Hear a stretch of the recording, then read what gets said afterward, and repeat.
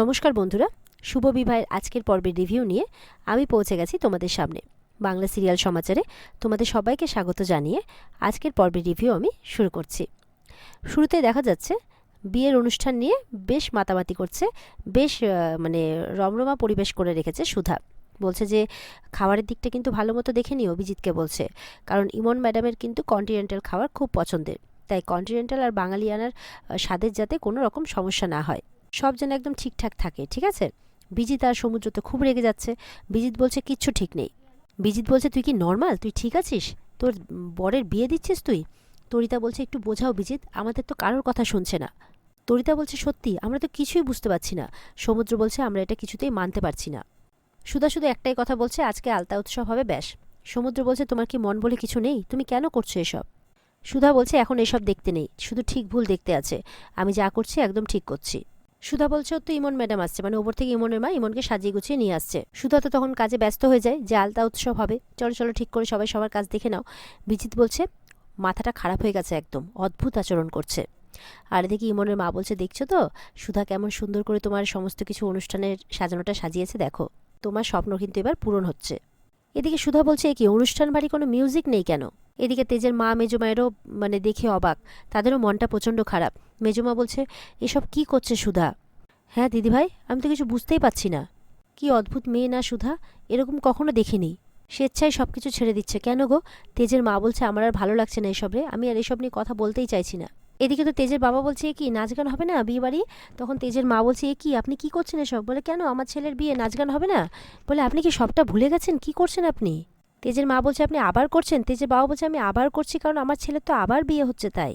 তেজের বাবা বলছে নাচ গান আনন্দ করো, সব ঠিক হয়ে যাবে, সব কিছু ঠিক হয়ে যাবে।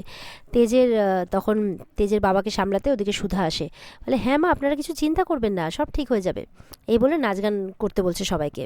তেজের মা বলছে মেজো আমি কিচ্ছু বুঝতে পারছি না এসব কি হচ্ছে, মেয়েটার মুখের দিকে তাকাতে পারছি না, আমি মেয়েটার মনের কষ্টটা আমি বুঝতে পারছি। দেখা যাচ্ছে জ্যোৎস্না ঝুম্পা নাচতে শুরু করেছে, তারপরে তরিতাও এসে যোগদান করেছে। সবাই খুব খুশি। তেজের মা আর মেজো মা তো একদম মনমরা হয়ে দাঁড়িয়ে আছে। ইমন বলছে ওর মাকে, তার মানে ডক্টর সংযুক্তা তোমার কথাতে রিপোর্টটা বদলেছেন তাই তো? বলে বদলাতে তো হবেই, টাকা দিয়েছি তো, আর তুমি তো জানোই যে টাকার সামনে সবার মুখ বন্ধ হয়ে যায়। ইমন বলছে এবার তেজের আর আমার বিয়েটা আটকানো থেকে কেউ আটকাতে পারবে না মম, বিয়েটা হওয়া থেকে। এদিকে তো সবাই নাচ গান করছে আর ইমন কিন্তু স্বপ্ন দেখছে যে এই বাড়িতে রাজরানী হয়ে বসে আছে, ঠাম্মিকে লাঠি দিয়ে মারছে, আর ওদিকে সুধা ইমনের পা টিপে দিচ্ছে, এইসব স্বপ্ন দেখছে। ওদিকে ইমনের মা তখন ইমনের সামনে চুটকি বাজায় যে কি হয়েছে তোমার, কি কোন স্বপ্ন দেখছিলে? ইমন বলছে না না মম কিছু না। ওদিকে তেজ উপরে বসে কিন্তু খুব বিরক্তি বোধ করছে, বলছে কি শুরু করেছে সবাই বাড়িতে। এদিকে সুধা তেজকে ডাকতে এসেছে। তেজ তখন দরজাটা খুলে বলছে কি করছো এসব বলো তো? সুধা বলছে কিছু করার নেই, এই বাড়ির নিয়ম অনুযায়ী আজ তোমার আলতা উৎসব হবে। তারপরে তেজ সুধার হাত ধরে বলছে যা সব হচ্ছে তোমার কষ্ট হচ্ছে না, এতে খারাপ লাগছে না? বলছে আমার কিছু করার নেই তেজ, এই সুধাময়ী সবসময় যা ঠিক যা সত্যি তার পাশে থেকেছে। তেজ মনে মনে বলছে তুমি অজান্তেই আজকে মিথ্যের পাশে দাঁড়িয়েছো সুধা। তেজ বলছে যে এত সহজে আমাকে হারাতে পারবে তো? তখন সুধা বলছে তুমি যদি আমাকে এত সহজে পর করতে পারো, একটা মিথ্যেকে মেনে সত্যিকে আড়াল করতে পারো, একটা সুন্দর সম্পর্ক সেটাকে এইভাবে বাজিয়ে রাখতে পারো, তাহলে আমিও সব কিছু করতে পারি তেজ। তেজ তখন বলছে আমাকে চেনো না সুধা, আমি বেঁচে থাকতে এসব কিছুতেই হতে দেব না। এই বলে তেজ কিন্তু ঘর থেকে বেরিয়ে যায়। আর সুধা বলছে আমিও তো এটাই চাই তেজ। এরপর জ্যোৎস্নার বাবা এসেছে, বলছে সুধা ভাই তো দেখলাম নিচে চলে গেল। সুধা বলছে হ্যাঁ, এবার যা করার আমাদের এক্ষুনি করতে হবে। ওদিকে দেখা যাচ্ছে ঝুম্পার সাথে সাথে ইমনও নাচতে শুরু করেছে। এদিকে নিচে ঠাম্মি কিন্তু ভাবছে কার সন্তান চিরকুট, এই বসুমল্লিক পরিবারে এরকম পাপ কে করতে পারে, এরকম পাপ কাজ। তখন কিন্তু মেচকা দেখা যাচ্ছে যে ইমনের মাকে শরবত নিয়ে দিচ্ছে, একমাত্র এরকম টাইপের লোক তো মেচকাই আছে বাড়িতে। আর ওদিকে মেজমা কিন্তু মেচকার দিকে তাকাচ্ছে, খারাপ লাগছে অন্য একজন মহিলাকে এভাবে শরবত দিচ্ছে, কাছাকাছি যাচ্ছে। এদিকে মেজমা বলছে তেজের মাকে জানো তো দিদিভাই, মনে হয় আমার মধ্যেই কিছু কম ছিল, যার জন্য দেখো সারা জীবনে আমি ওই মানুষটার মন পেলাম না, সারা জীবন দেখে গেলাম মানুষটার মন শুধু বাইরে বাইরে। এদিকে আলতার যে বাটিটা ইমন হাতে নিয়েছে, তেজ এসে একদম ঝিটকা মেরে ফেলে দেয়, বলছে স্টপ ইট, বন্ধ করে সব, একদম চিৎকার করে বলছে। সবাই তো অবাক হয়ে দাঁড়িয়ে পড়ে। এদিকে দেখা যাচ্ছে ডলি অফিস থেকে ফিরেছে, সারাদিন ক্লান্ত, বলছে মা একটু জল দিন না প্লিজ। তখন তার শাশুড়ি মা এসে বলছে কেন, তুমি সারাদিন চাকরি করে আসবে বাইরে থেকে, আর এখানে তোমার হাতে হাতে খাটার জন্য বুঝি অনেক চাকর আছে, তোমার বাপের বাড়ি নয় এটা যে হাজারটা চাকর খাটছে, বুঝতে পেরেছো? এত বড় তো ধেড়ে বউ তুমি, যাও না নিজের জলটা নিজে নিয়ে খাও। তখন বলছে না না মা, আমি আসলে ওইভাবে বলতে চাইনি।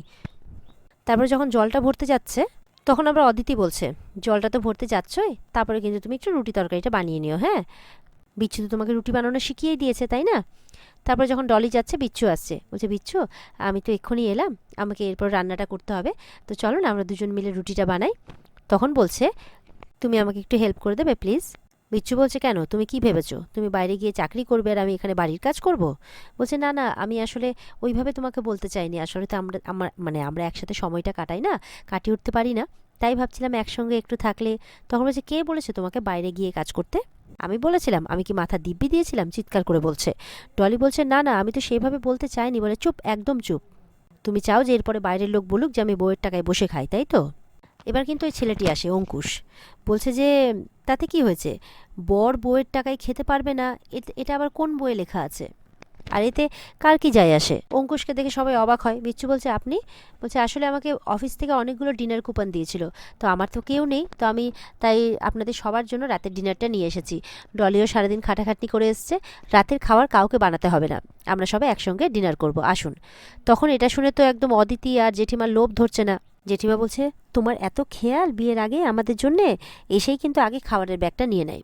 আর ওদিকে বিচ্ছুকে বলছে অঙ্কুশ চলো তুমিও একটু নিজে হাতে করে ডলিকে খাইয়ে দেবে, সারাদিন খাটাখাটনি করে এসেছে।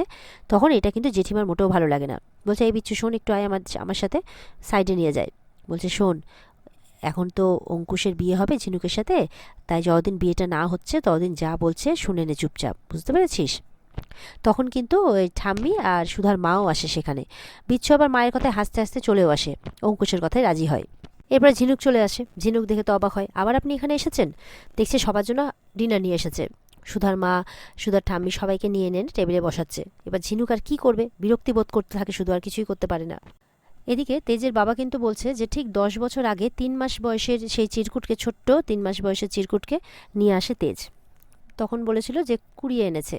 তখন সুধা বলছে যে তখন কি মানে আর কোনো কিছুর বাবাকে বা কিছু কিছু কি বলেছিল? বলে না, কিচ্ছু বলেনি, বলেছিল কুড়িয়ে এনেছে, তাই কোনো কাগজপত্র নেই। তো বলছে তাহলে স্কুলে ওর কার নাম আছে গার্জেন হিসেবে? বলছে আমার নাম, আমাকে বলেছিল চিরকুটের দায়িত্ব নিতে, তাই অফিসিয়ালি সব জায়গাতে আমার নামই আছে। বলছে ও আচ্ছা। তারপর অনেক ভেবেচিন্তে দেখছে যে আচ্ছা, সেই টাইমে ব্যাঙ্ক অ্যাকাউন্টের ডিটেলস পাওয়া যাবে, মানে ওই টাইমে কাকে উনি টাকা পয়সা লেনদেন করেছিলেন এরকম কিছু। তখন তেজের বাবা বলছে তখনের? বলছে হ্যাঁ, পুরনো ট্র্যাঙ্কারে হয়তো পাওয়া যেতে পারে। তখন সুধা গিয়ে কিন্তু খুঁজতে শুরু করে যে তখন ঠিক কার কার অ্যাকাউন্টে তেজ টাকা পাঠিয়েছিল, তাহলে ওখান থেকে যদি কোনো ক্লু পাওয়া যায়।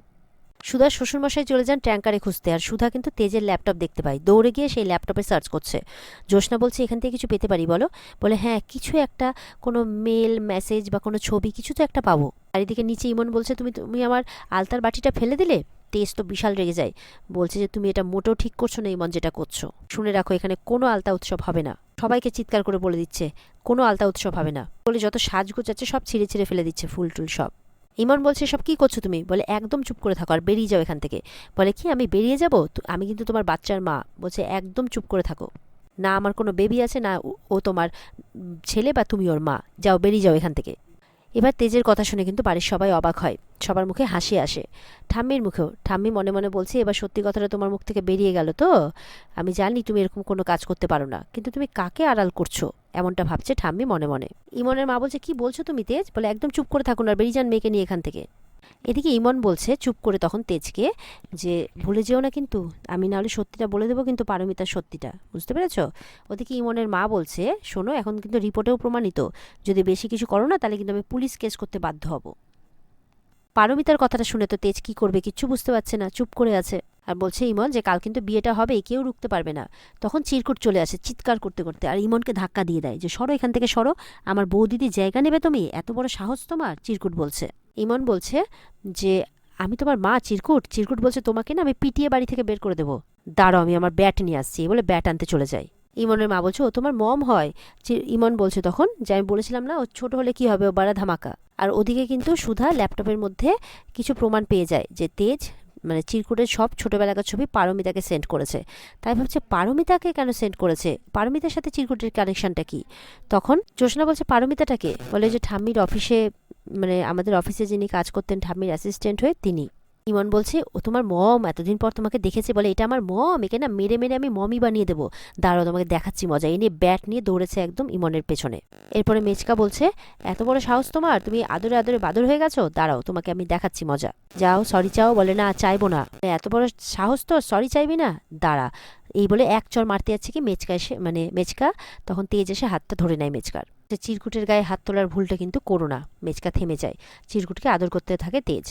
ইমন বলছে, নিজের বাবা ছাড়া কি ছেলেকে এইভাবে কেউ আগলায়? ইমন বলছে, প্রমাণ হয়ে গেল তো যে চিরকুট তেজেরই সন্তান। এবার আলতার বাটিটাকে আবার তুলে ইমন বলছে, নাও আলতাটা আমার হাতে লাগিয়ে দাও, নাহলে বসু মল্লিক পরিবার কালকে কিন্তু বিয়ে বাড়িতে থাকবে না, সবাই জেলে যাবে। এদিকে তো সুধারা বুঝতেই পারছে না যে পারমিতার সাথে কানেকশনটা কি করে বের করবে। জ্যোৎস্না বলছে, আচ্ছা ওর কাছে ডিরেক্টলি গেলে হয় না? বলে না না, ওর কালকে বিয়ে, এই মুহূর্তে ওকে গিয়ে ডিস্টার্ব করাটা ঠিক হবে না। এবার কিন্তু সুধার শ্বশুরমশাই কাগজপত্র নিয়ে চলে আসেন। তেজের বাবা এসে বলেন যে 10 বছর আগে তেজের অ্যাকাউন্ট ডিটেলসটা আমি পেয়েছি, সেখানে 3-4টা পেমেন্ট আমাকে অবাক করেছে। যে একটা সেবা, মানে বন্দনা সেবাশ্রম বলে এরকমই একটা জায়গাতে একটা হিউজ পরিমাণ অ্যামাউন্ট পেমেন্ট করেছে তেজ। আর আরেকটা কথা, যে আমাদের কোম্পানিতে কাজ করতো পারমিতা বলে মেয়েটি, তার অ্যাকাউন্টে 2বার অনেক হিউজ অ্যামাউন্ট পেমেন্ট করেছে তেজ।